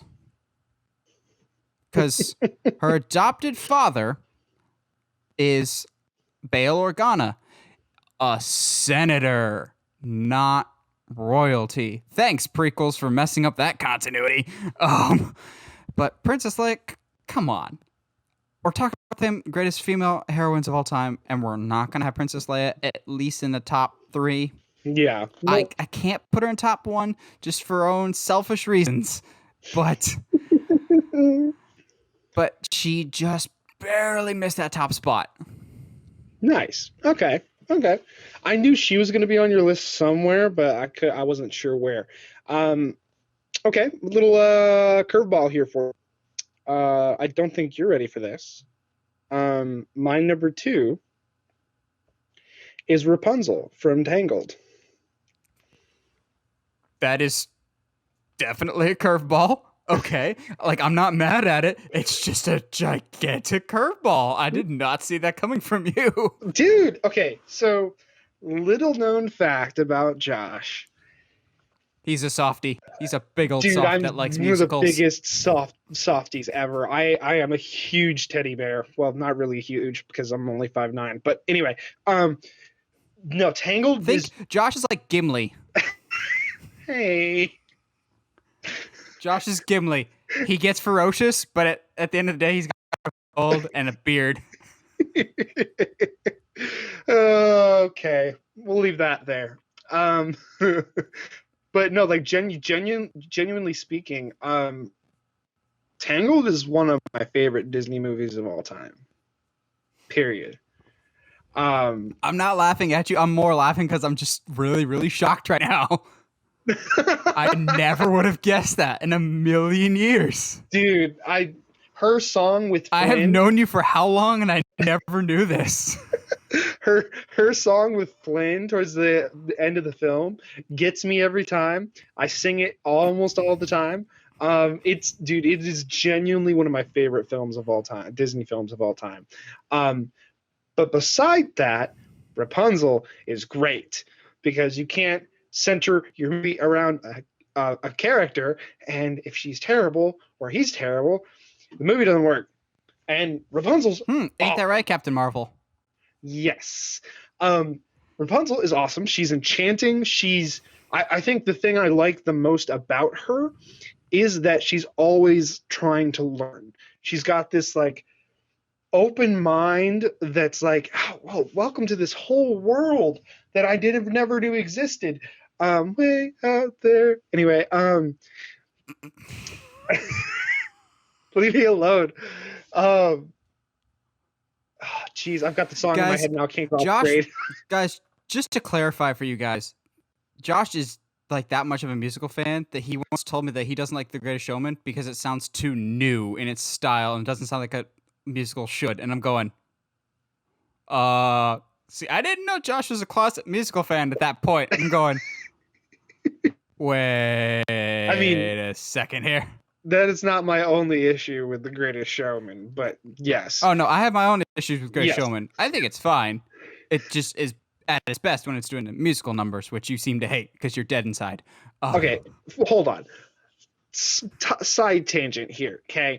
Because the main character that Hugh Jackman plays is awful. Oh, yeah. He's a terrible human being. And That's why he's not my favorite character by any stretch. He is a bad person. Zac Efron is where it's at in that movie. Glorify him. Nah, I ain't dealing with this. I ain't dealing with this nonsense, okay? Which, anyway, admittedly, in movie defense, it probably was never the best idea to do a movie about P.T. Barnum because, let's just say the movie version was the nice version of him. Yeah. And that's the thing. That's why it upsets me so much, is they were like, we want to do this story, but we don't want to tell it all the way. So we'll just kind of skirt some of the details under the rug and make him appear not so bad. Anyway. You mean like Bohemian Rhapsody? Yes. Back to Tangled. Okay. I like Tangled too, but I have this really weird problem whenever I'm watching it it's never Rapunzel and Flynn for me. It's always, oh yeah, it's Mandy Moore and Zachary Levi. I'm like, that's the oddest thing to me of going, okay, Flynn, Zachary Levi, you went from Chuck to Disney movie to superhero. Your residual checks must be really, really nice right now. They really should, especially with Tangled, because so the argument was almost always because Tangled and Frozen came out very close to each other, and everyone was like, "Frozen's one of the best movies ever," blah blah blah blah, and I'm sitting here like, "Oh Tangled, no, Tangled," because nope, I'm not even gonna argue with that. Yeah, I know. It's completely agree. It was the thing for me is that Rapunzel acts like a queen. Like, she acts like a good figure of royalty before she even knows that she's royalty. And to me, that was something very endearing in the fact that she's very, like, naturally caring about every single person that she meets, up until the point where she realizes that the witch has been playing her the whole time. She's very kind to her, and she doesn't want to ruin that relationship. Up until the point where she realizes she's been kept in the tower all these years. And anyway, but no, yeah, Rapunzel is just absolutely the best. Plus, on the flip side, a point in her favor again. Right now, she's more or less all of us. She's just all about that quarantine life. Yes, and she is. I'm genuinely surprised we don't have more Rapunzel memes going around right now. But that was your number 2. Josh, what's your number 1? Who is your number 1 movie heroine of all time? So, this is actually a recent one. And I don't think you've even seen this film. Because it is a history film, and I'm that means I wouldn't have seen it? Huh? That means I wouldn't have seen it because it's a history movie? No, not like History Channel, but like history and genre. Yes, I know. I enjoy history. That hurts. No, I don't know. So Harriet Tubman came out in 2019, the most recent version anyway. And the lady... Was it 2019? Yeah, 2019, which is crazy. But the actress that plays Harriet okay, so here, little background history real quick. Okay. So outside of being, it's honestly, if you've known me since childhood, it's not that surprising that I'm a closet musical fan, because I used to go to plays all the time as a kid, because Houston has a very vibrant theater community in downtown anyway, and I've seen different productions over the years, like 2 or 3 different times. So I'm very familiar with the story. So it's whenever a movie does something that I'm very familiar with, sometimes it's hard for that film to surprise me at all. And holy crap, does the Harriet in the 2019 Harriet Tubman movie blow me away every time. I've watched it 2 or 3 times now, and it is such a strong emotion filled. It moves you. There's times where you understand that there's times where it's very obvious she doesn't want to go on.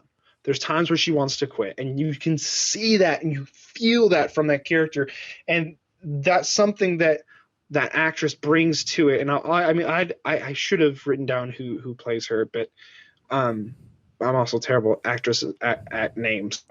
But I'll look it up. But genuinely, it is one of the best versions of the Harriet Tubman story I have ever seen.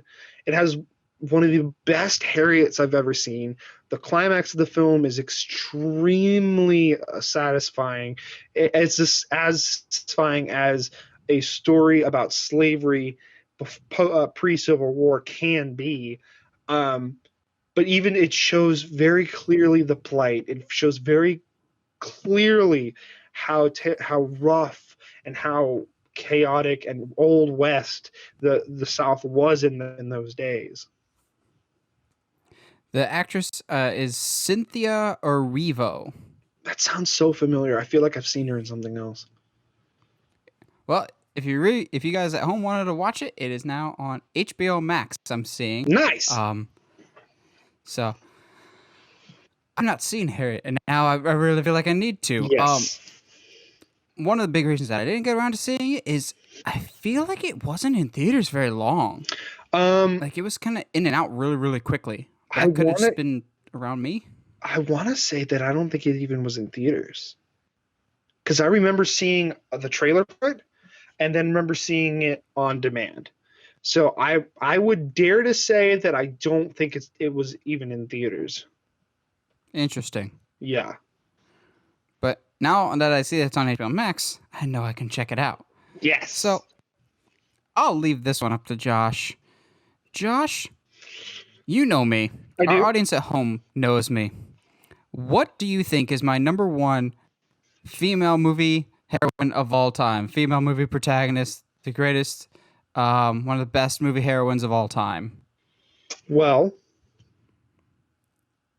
you've already done Leia, so that takes her off the board. Technically, she's not even a co-main, so the mom from Iron Giant is off the table. You're way overthinking this, dude. I am. Do I need a visual guide? Because I have one. I have a visual guide right by my desk. So let me just switch our camera shots here for a second and give Josh the biggest clue that he probably does not need, but his mind is blanking for a second. Anybody got any guesses? Dang it. And Josh is ashamed of what he's become. Josh is just ashamed. Oh, I'm so mad. Dishonor on you. Dishonor on your cow. Dishonor on your water. Why did I not think of?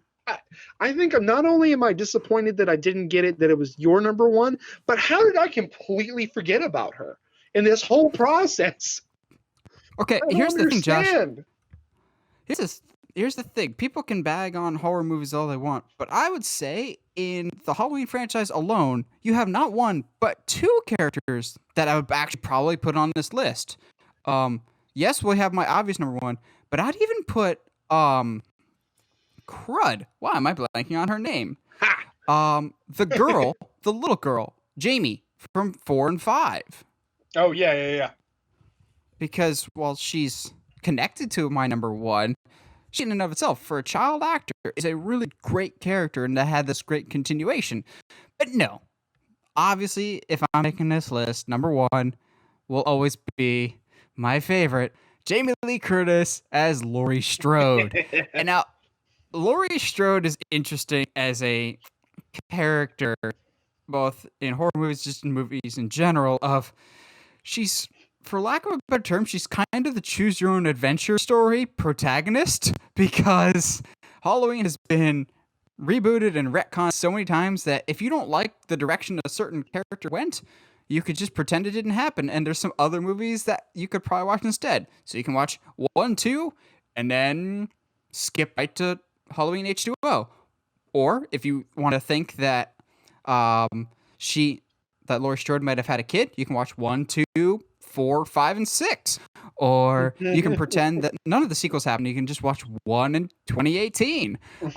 There's all these weird routes, but just go to the first Halloween just by itself, and you have a shy, introverted, geeky character, more or less the archetype for what would become the final girl.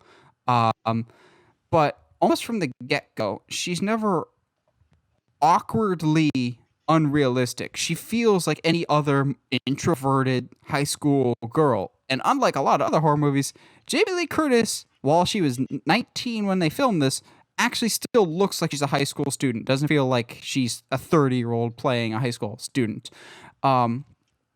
She feels very much like a kid. But what I immediately gravitated towards the first time I watched Halloween was this character doesn't feel like every other character. She's not an idiot. Her first priority through this entire thing is she's babysitting Tommy Doyle, and then she gets another kid dumped on her because the kids just want to screw around, and so they just dump babysitting responsibilities on her. But then once bad things are happening, she immediately goes into paternal mode of protect these kids, and immediately goes mama bear. She's still frightened, but once that fear kind of goes off, it's survival mode. So she was the first character that I'd ever seen in a horror movie fight back a little bit. When she hides in the closet, she like opens the door to the outside, so she doesn't make Michael think that she went out the window. He obviously doesn't take the bait because it's Michael Myers, but he tries to break in the closet, and instead of just being scared, she's scared at first, like almost all her arcs. She's scared at first, but then once she realizes she's backed in a corner, she's got to fight. So what does she do? She grabs a coat hanger real quick, stabs him in the eye, which major props to the 2018 Halloween movie of keeping that continuity of his eye is still messed up, even in close-ups, which I always liked that attention to detail. Even in the new one, we have a completely different, still somewhat similar Laurie Strode, who's much similar to Sarah Connor from Terminator, of bad things have happened to me when I was younger. Now no one mess with me or it's going to be a bad day for you because I've got a shotgun now. She's the archetype for all final girls in horror movies from here on out, but at no point do they ever go, for the most part, into areas where you don't really believe that she's a real person anymore. She feels so human and relatable in that first one. Then she goes full on action hero in H2O, which I still love so much, even though the Halloween masks that Michael Myers wears are just atrocious in that movie, and Chris Durand is really not a good Michael Myers. But there's so many different facets to it, and maybe I actually think the different reboots and retcons of Halloween maybe work in Laurie Strode's favor, because there's different flavors of Laurie if you want. If you're not taking one thing, then probably there's something different for you.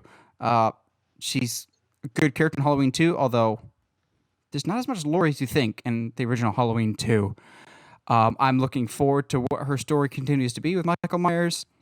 It's just, for me, there's no stopping Jamie Lee Curtis. She's the best by far. Yeah, absolutely. I can't argue with you at all. You're more just going, how did you forget it? Yeah, that's honestly what's kicking me more. Although I think if I had her, she'd still be number 3. No, I completely agree. I don't know if she's the best of all time, but in my totally subjective list, she's number 1. Yeah. But by far. Well, what do you guys think? What are some of the greatest female heroines in movie history? Let us know in the comments below. And if you like what you hear and you want to hear more, subscribe to us on whatever audio platform you're listening to us on, whether that's iTunes, Spotify, Google Podcasts, or YouTube. And if you haven't already, subscribe to us on YouTube at Uncharted Media. And as always, stay sharp, movie guys and gals.